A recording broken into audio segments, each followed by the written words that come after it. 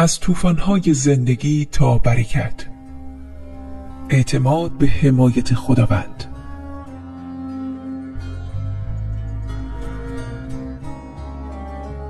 وقتی در زندگی با طوفان‌های سخت روبرو می‌شویم، ممکن است احساس کنیم که همه چیزهایی که به آنها اعتماد داشتیم در حال فروپاشی هستند. شاید کار خود را از دست بدهیم، ازدواجمان دچار مشکل شود، ارتباط دوستیمان قطع شود، مشکلات مالی پیدا کنیم، سلامتیمان به خطر بیفتد، فرزندمان آزارمان بدهد، شغلمان را از دست بدهیم، به تنهایی و انزوا گرفتار شویم، عزیزی را از دست بدهیم، مشکلات روانی و عاطفی پیدا کنیم، شکست‌های شخصی و عاطفی ببینیم یا به ما تهمت بزنند.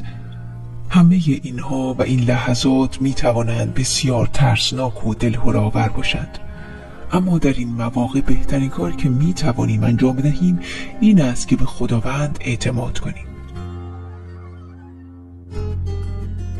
ایمان به خدا در شرایط سخت می تواند به ما قدرت و اعتماد به نفس بدهد، حتی اگر همه چیز به نظر تیره و تار می آید. خداوند همیشه در کنار ماست و از ما حمایت می کند. او ممکن است به ما اجازه دهد از طریق چالش ها و سختی ها رشد کنیم و قوی تر شویم، اما ما باید به آن آگاه باشیم. این لحظات فرصتی هستند برای اینکه ایمانمان را عمیق‌تر کنیم و به خداوند نزدیکتر شویم. طوفان‌های زندگی ممکن است ناخوشایند و گاهی خطرناک باشند، اما همیشه با هدفی همراه هستند. این طوفان‌ها می توانند ما را نابود کنند یا ما را توسعه دهند. بستگی به این دارد که چگونه با آنها نگاه کنیم و با آنها واکنش نشان دهیم. اگر به خدا اعتماد کنیم، اگر مشکلمان را در دستان او بگذاریم، می توانیم از این تجربه ها درس بگیریم و با ایمان قوی‌تر و دانش بهتر از آن عبور کنیم. یادمان باشد که خداوند هیچگاه طوفان‌ها را به قصد نابودی ما نمی‌فرستد. بنابراین در طی هر طوفانی که با آن مواجه می‌شویم، باید به خداوند اعتماد کنیم. باید به یاد داشته باشیم که او همیشه در کنار ماست و او بر ضد ما نیست. او آماده است که ما را از این شرایط سخت به سوی نور و آرامش هدایت کند. زندگی مانند یک چرخه فصلی است که هرگز ثابت نمی‌ماند. همانطور که تابستان و زمستان، روز و شب به طور مداوم در حال تغییر هستند، فصل‌های زندگی نیز دائما تغییر می‌کنند. هر فصل چه با باران یا آفتاب، چه با برف یا گرما، موقتی است و هیچ چیز در زندگی به طور دائم ثابت نمی‌ماند. فصل‌ها نماد تغییر و تحول هستند و به ما امید می‌دهند که حتی در سخت‌ترین لحظه‌های زندگیمان اوضاع تغییر خواهد کرد.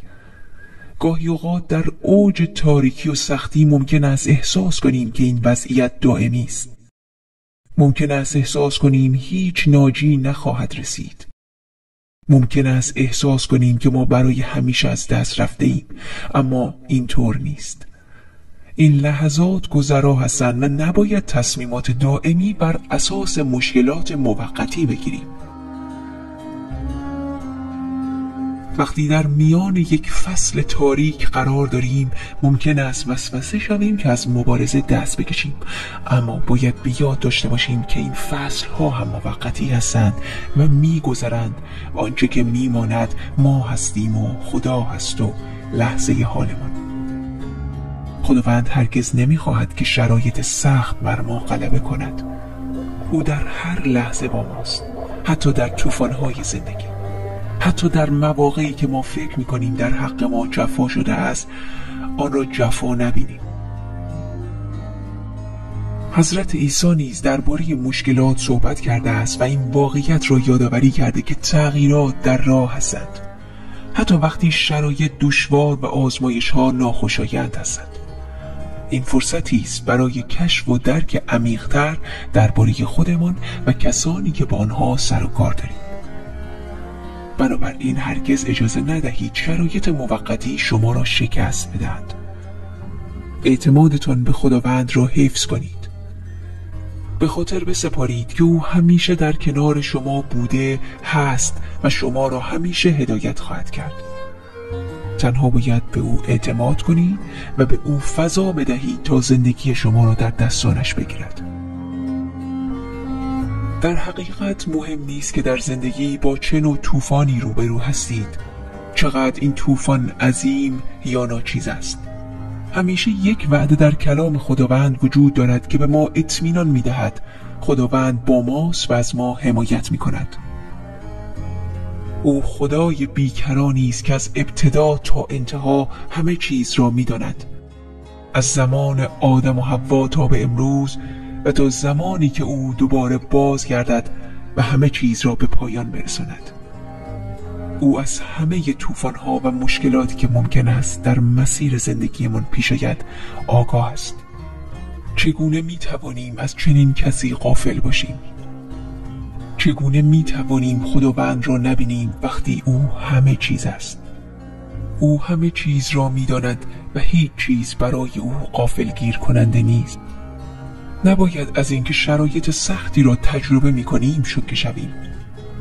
نباید برای از دست دادن شغل، برای مشکلات مالی، برای از دست دادن عزیزی یا هر نوع سختی دیگری غمگین باشیم و از یاد خداوند غافل شویم. طوفان‌ها، زلزله‌ها، سونامی‌ها همگی موقتی هستند و هیچ طوفانی دائمی نیست، اما خداوند دائمی است.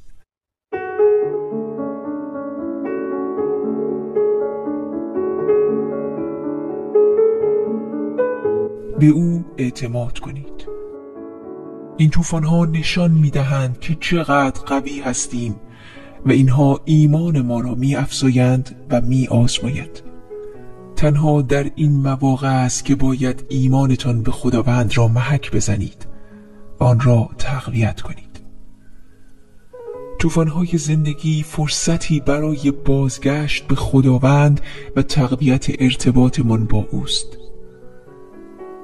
به جای اینکه در یک طوفان از او رو برگردانید، به سوی او بازگردید. او این طوفان را به زندگی شما می‌آورد تا شما را آگاه کند. در هر طوفانی که با آن روبرو می‌شوید، به خداوند تکیه کنید و مطمئن باشید که او شما را کمک می‌کند و از این شرایط عبورتان می‌دهد. پس به خداوند در این مواقع نزدیکتر شوید. با او حرف بزنید و مشکلتان را با او در میان بگذارید. حتی اگر او واقف به همه چیز است، خود را با حرف زدن با خداوند خالی کنید. این به شما آرامش می‌دهد، به شما صبر می‌دهد و به شما چشمانی بینا می‌دهد تا از دل این ترس یا از دل این طوفان درسی بیاموزید.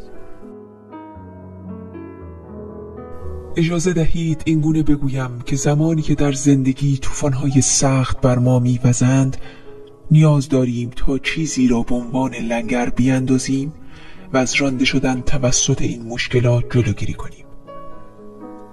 برای ما کلام خدا همان لنگر محکم است.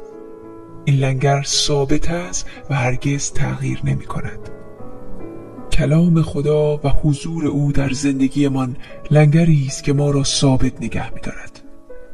خداوند نه تنها همه چیز را می‌داند، بلکه همواره به ما کمک می‌کند و او قادر مطلق است. او توانایی کنترل طوفان‌ها را دارد و ما را در این دوران‌ها هدایت می‌کند. به همین دلیل است که باید زندگیمان را بر اساس حقیقت ثابت و ابدی خداوند بنا کنیم، نه بر پایه نظرات شخصی یا فرهنگ‌های گذرا. وقتی طوفان‌ها می‌آیند، مهم نیست که چه چیزی را پشت سر می‌گذاریم، بلکه مهم است که روی چه چیزی مستحکم می‌شویم. آیا زندگیمان را روی صخره‌ای محکم ساخته‌ایم یا بر روی چیزی متزلزل؟ طوفان‌ها به همه برخورد می‌کنند، اما آنچه اهمیت دارد این است که ساختار زندگی ما چگونه ساخته شده است. این طوفان‌ها می‌آیند تا آزمون کنند که آیا ما روی پایه‌ای محکم ساخته شده ایم یا نه. خداوند به واسطه این طوفان‌ها می‌خواهد ما را به بلوغ و کمال برساند. مانند ملوانی که از طوفان‌های زیاد دریا عبور کرده و تجربه کسب کرده است، ما نیز از این طوفان‌ها باید بیاموزیم و قوی‌تر شویم. پس هرگز از اعتمادتان به او خارج نشوید. در این فضای امن بمانید و اجازه دهید خداوند کار کامل خود را در زندگی شما انجام دهد. این طوفان‌ها باعث می‌شوند که شما به فردی بهتر، قوی‌تر و پایدارتر تبدیل شوید. می‌دانید یک طوفان در زندگی می‌تواند دو نتیجه متفاوت داشته باشد.